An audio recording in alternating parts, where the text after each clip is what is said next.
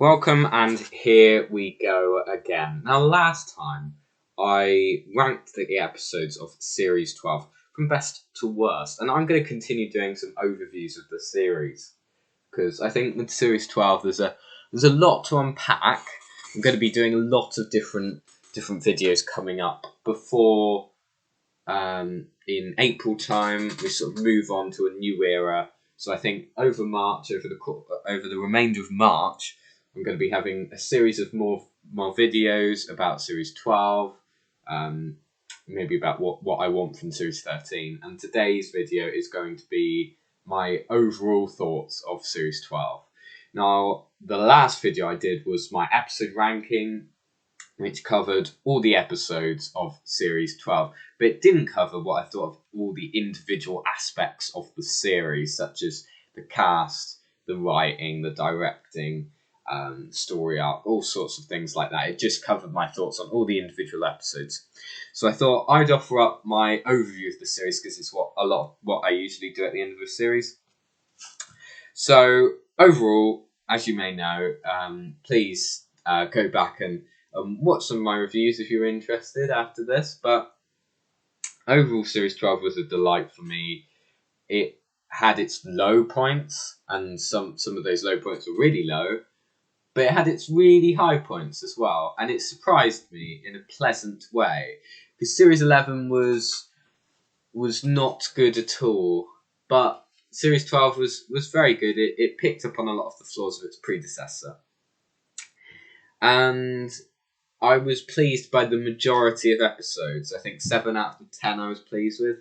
I think my thoughts were sort of swaying in and out now and again, because I think there were a few episodes I wasn't sure about. So I think it wasn't the most consistent of series for me, but it wasn't incredibly inconsistent. It wasn't that all over the place. It sustained a watchable quality all the way through. Even Orphan 55, the weakest episode, was still watchable. So I think there's a lot of aspects that attribute to that, and a lot of aspects how it improved upon Series 11. The main aspect of that is Jodie Whittaker, and Jodie Whittaker was great in this series. She added a darker side to the Doctor, which we definitely needed to see after last series, because last series we just saw this bouncy, flouncy, if that's the right word, sort of jumping about, ecstatic, full of joy, a beam of energy, if you like. And it didn't work. It wasn't tapping into Jodie Whittaker's acting strength, because Jodie Whittaker is a very strong, emotionally driven actress. And it just didn't... It felt like she was miscast in this role, and it felt like the Doctor was just a hybrid of Matt Smith and David Tennant without adding anything new to the role. In this series, she finally added something new. There were still aspects of that jumpy around, joyous Doctor, but if we didn't have some of that remaining, then that would be a bit weird, because it would be a complete character change. But I think they found the right balance between the darker sides of the Doctor and the more comic sides of the Doctor, which I really liked. I didn't find her annoying in any of the episodes, really. I found her annoying a bit in Spyfall Part 1, but still there were moments where she was better than in Series 11. So Jodie Whittaker was probably the main thing that improved from last series. On to the companions then. Bradley Walsh as Graham was mostly good. Probably not as good as in Series 12, because he didn't really get a massive story arc, which he did get a sort of character arc last series with the Grace death and Ryan's sort of whole arc connecting in with him, and his revenge of Tim Shaw, which never really happened. But anyway, this year he didn't really have an arc. He mainly was there to serve comic relief purposes, and most of the time he was funny. He offered some funny lines, but he didn't really serve much point most of the time. He was just sort of there. But yeah, still good. And my favourite of the companion team. I think my second favourite is Mandy Gillies-Yaz. Again, like last series, there's not really chance for her to develop, for her to build up a character. It just feels like she's the most cardboard cutouty character ever. That's not the fault of the actress, because Mandu Gill tries, and it's difficult for her to maintain a good part. Because it's a shame, because she seems the most enthusiastic out of the three companions about companion actors about being on the show, which is a shame. But I just don't feel that much of an attachment to Yaz. She has a few moments where she's all right, but most of the time she's just sidelined and doesn't really need to be there. Tosin Cole is terrible. Sorry, just gonna go straight out there and say I'm not a fan of him. Ryan is just a really poor character. He is just not what I like in characters, and I wouldn't like him as a human being if I met him. I think I'd whack him because he's so annoying. But yeah, I'm not a fan of the acting, and I find it quite cardboard cutouty, quite stale, and the character isn't very good. And his character art was atrocious, which was throwing a ball basically. So that was a bit crap. The companions, again, there's way too many of them, like last series. It didn't really feel like there were any episodes that they all felt like they had that much of a purpose. I mean, there were a couple maybe that they did, but there weren't. It didn't really feel like they were there to do anything that interesting, or they never saved the day, or they never really helped the Doctor out. The Doctor basically did everything.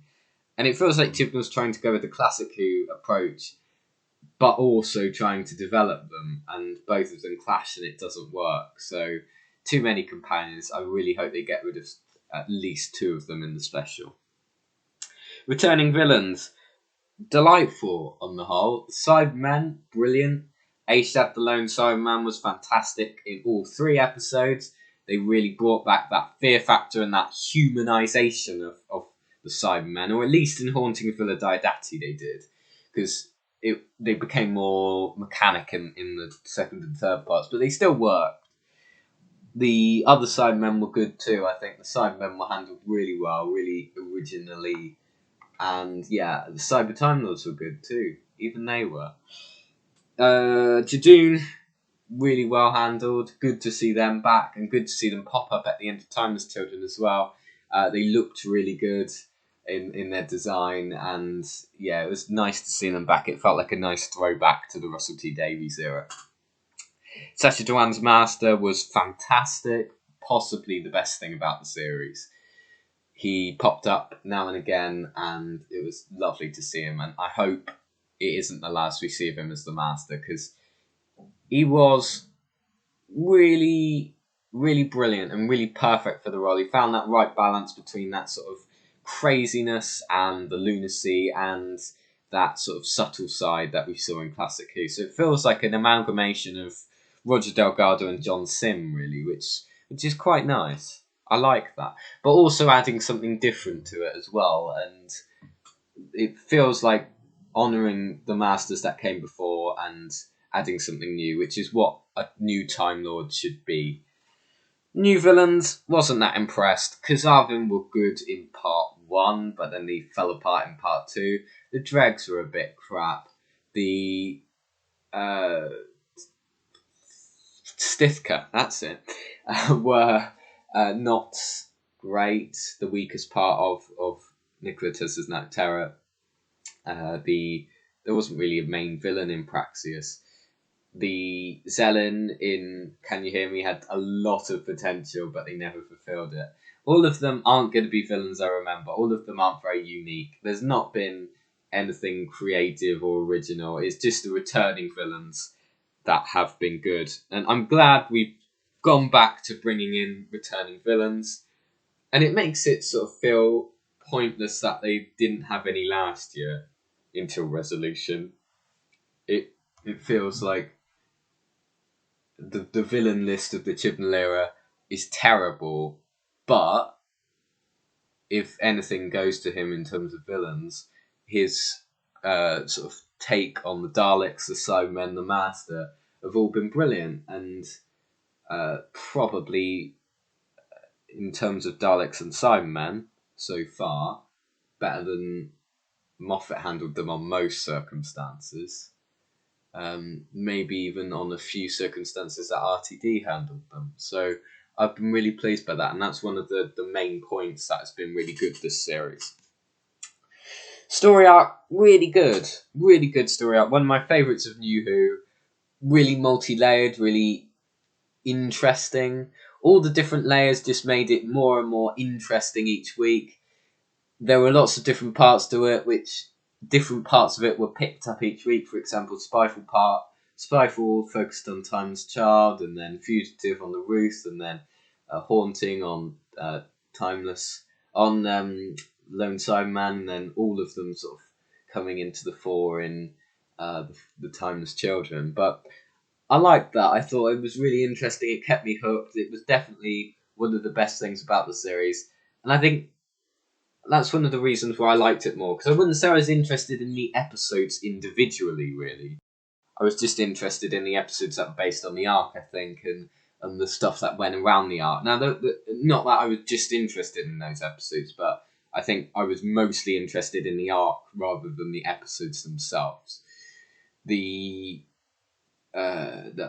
whole Timeless Child stuff was brought to a close well.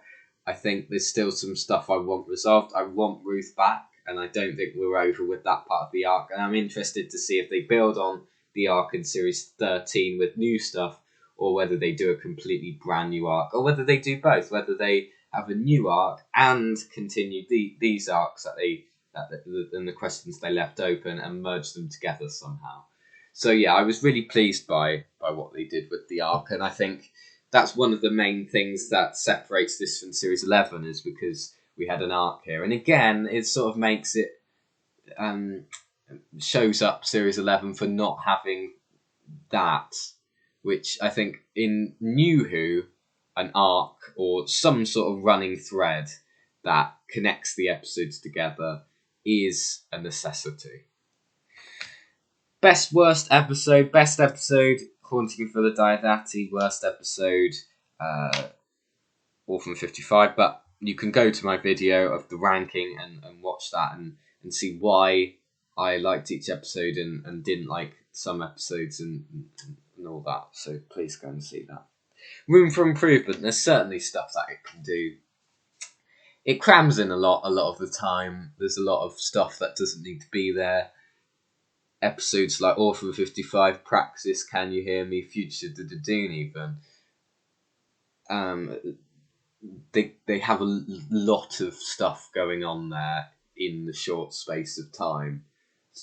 Some in Fugitive's case it sort of worked, but in other episodes' case, it sort of feels like they're adding too much in a complicated way to get to a resolution. I think they always add too many characters, too many supportive characters in there, and that's a bit annoying. Companions, I think, companion wise, in terms of the companions themselves and the way they are sort of developed, is definitely a major flaw about what's going on. I think plot resolutions are terrible. I think if you look at it, all the villains have either been teleported away somewhere or destroyed really shoddily, so it's a real weak point in that circumstance. The dialogue still quite poor at times, and the whole and the exposition is in too much supply. So yeah, also directing, good on the most part, really good. Cinematography, brilliant. It looks beautiful. It's the most visually, aesthetically pleasing series of Doctor Who. Where do I rank it in terms of a series? I should have thought about this beforehand, before I started working this out. I probably rank it I'd rank it above Series 11, obviously, above Series 7, above Series 6, and possibly, I think, about same as Series 10. And I think that's about it in terms of series I prefer. But prefer it to. But yeah, it's not like one of my favourite series of New Who, but it's definitely a step in the right direction. And if Series 13 can improve once more and do some great stuff again, then I'll be happy. I will be doing a video. It may be this month. It may be before Series 13 happens. I may do more than one, but I'll be talking about things I want or think should happen in Series 13. Also, I think I'll be doing a chronology of the Doctors and a little bit of an explanation of the Timeless Child, and some delving into the deeper sides and more unknown sides of the canon for you, because I think that would be really interesting. But until then, please subscribe, please like, please come back, and I'll be doing some more Series 12 overview stuff next time. I don't know when exactly that will be, but stay tuned, please. And then after March, it'll be moving on to the bigger world of the Whoniverse and the bigger world of television and movies, probably. So there'll be a lot of cool content coming. Haven't decided exactly what yet, but I'll try to do some really good content, and I'll try to keep up to 1 or 2 videos a week. So thank you, everyone. See you next time. Goodbye.